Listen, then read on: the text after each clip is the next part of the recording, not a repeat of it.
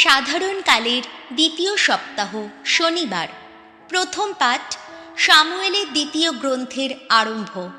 1 অধ্যায়, পদ সংখ্যা 1 থেকে 4, 11 থেকে 12, 19 এবং 23 থেকে 27। শৈল ও জোনাথনের মৃত্যু সংবাদ শুনে দাউদের শোক উচ্ছ্বাস। রাজা শৈল তো মারা গেছেন। ইতিমধ্যে আমালেকীয়দের হারিয়ে দেবার পর দাউদ ফিরে এসে সিকলাগে 2 দিন কাটিয়েছেন। তৃতীয় দিনে হলো কি, শৈলের তাঁবু স্থানটি থেকে একজন লোক সেখানে এসে উপস্থিত হলো। তার পোশাকটি ছেঁড়া, সারা মাথায় ধুলো। দাউদের কাছে এসে সে মাটিতে লুটিয়ে পড়ে প্রণাম জানালো। দাউদ তাকে জিজ্ঞেস করলেন, কোত্থেকে আসছো তুমি? সে উত্তর দিল, ইসরায়েলের তাঁবু স্থানটি থেকে পালিয়ে এসেছি। দাউদ প্রশ্ন করলেন, কি হয়েছে বলো তো? লোকটি বলল, আমাদের সৈন্যেরা যুদ্ধক্ষেত্র ছেড়ে পালিয়েছে, বহু সৈন্য মারাও পড়েছে, এমনকি রাজা শৈল ও তাঁর পুত্র জোনাথনও প্রাণ হারিয়েছেন।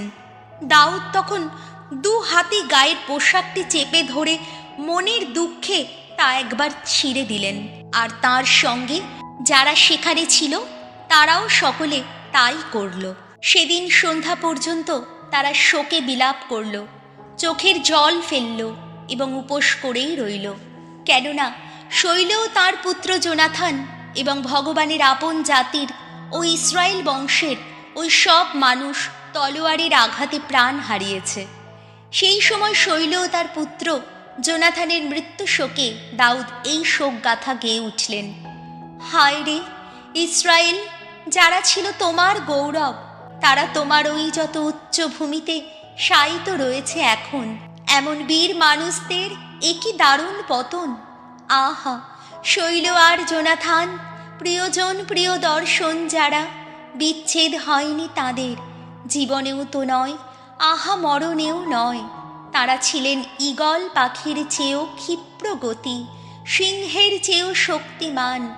ওগো ইসরায়েলের কন্যারা, শৈলের জন্যে তোমরা ফেলো চোখের জল। তোমাদের অঙ্গে তিনি তো পরিয়ে দিতেন উজ্জ্বল লাল জমকালো পোশাক, তোমাদের বেশবাসের ওপর তিনি তো ঝুলিয়ে দিতেন সোনার যত গহনা। হায় রে, যুদ্ধের মাঝখানে এমন বীর মানুষদের একই দারুণ পতন। ওগো ইসরায়েল, দেখো তোমার ওই উচ্চ ভূমিতে জোনাথন কেমন শায়িত রয়েছে এখন।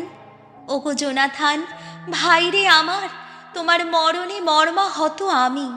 আহা, আমার কত প্রিয়জন ছিলে তুমি।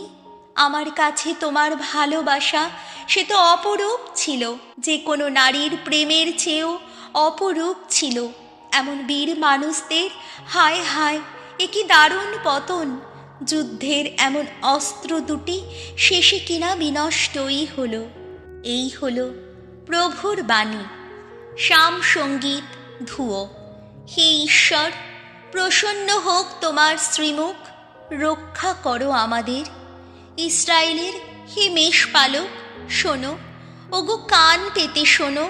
ওগো তুমি যুগল খেরূপ মূর্তি, যার আসন, এবার দেখা দাও, তোমার মহান শক্তির প্রকাশ ঘটাও।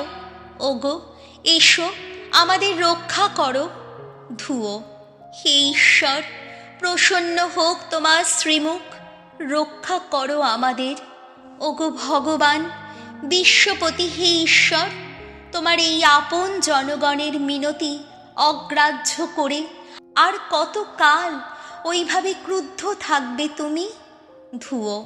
হে ঈশ্বর, প্রসন্ন হোক তোমার শ্রীমুখ, রক্ষা করো আমাদের। অশ্রু জলে তুমি আমাদের ক্ষুধা মিটিয়েছ, পাত্র ভরা অশ্রু জল আমাদের পান করিয়েছ। প্রতিবেশী মানুষেরা তোমারই জন্যে আজ আমাদের নিয়ে কত বিবাদ বাধায়। শত্রু যারা আমাদের নিয়ে, তারা করে যায় কত পরিহাস। ধুয়ো। হে ঈশ্বর, প্রসন্ন হোক তোমার শ্রীমুখ, রক্ষা করো আমাদের। বাণী বন্দনা। জয় জয় প্রভুর জয়। হে পিতা, উন্মুক্ত করো আমাদের হৃদয়, তোমার পুত্রের বাণী শুনি যেন মনোপ্রাণ দিয়ে। জয় জয় প্রভুর জয়। মার্ক রচিত মঙ্গল সমাচার 3 অধ্যায়, পদ সংখ্যা 20 থেকে 21। যিশুর সম্বন্ধে যিশুর আত্মীয় স্বজনদের উদ্বেগ। যিশু একদিন বাড়ি ফিরে এলেন। সেখানে আবার এমন ভিড় জমে গেল যে তার পক্ষে ও তার শিষ্যদের পক্ষে খাওয়া দাওয়া করাও অসম্ভব হয়ে উঠল। এই খবর পেয়ে তার আত্মীয় স্বজনেরা তাকে ধরে আনতে গেলেন। তারা বলছিলেন, ওর এখন আর মাথার ঠিক নেই। এই হলো প্রভু যিশুর মঙ্গল সমাচার।